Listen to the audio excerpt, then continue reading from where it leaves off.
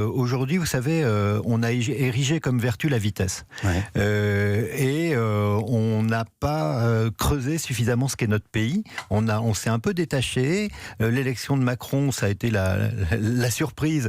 Et c'est à ce moment-là, d'ailleurs, que j'ai pensé à Oui, créer c'était il y a Zadig. 2 ans. C'était il y a 2 ans. Il faut le préciser, c'est bien avant les Gilets jaunes. Oui, c'est bien avant, mais il y avait cette idée qu'on ne comprenait pas notre pays, qu'on était trop loin.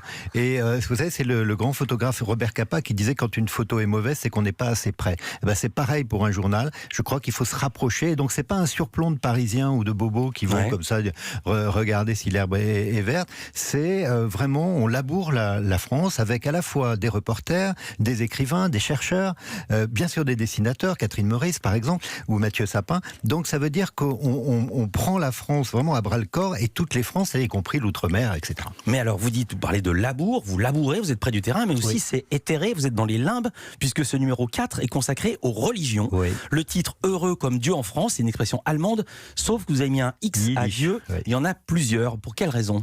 Ben oui, parce que cette expression qu'au départ, qui est une expression yiddish que Delphine Orwiller, d'ailleurs, Ouais. la femme rabbin, explique très bien. Bien parce que précisément, qu'est-ce que c'est que l'interreligieux? Qu'est-ce que c'est que la religion catholique en France? Est-ce qu'on est encore une nation catholique?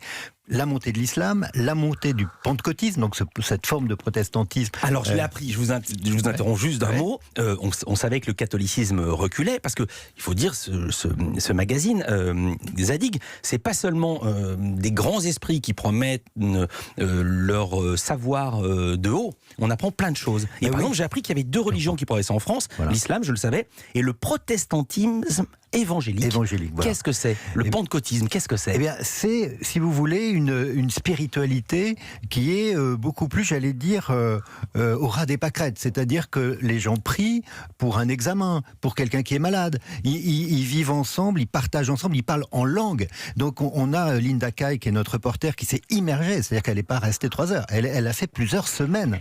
Et comme ça, justement, vous savez, ce qu'on fait contre le temps l'oublie. Nous, on essaie de faire en sorte de mettre du temps dans ce qu'on écrit dans Zadig.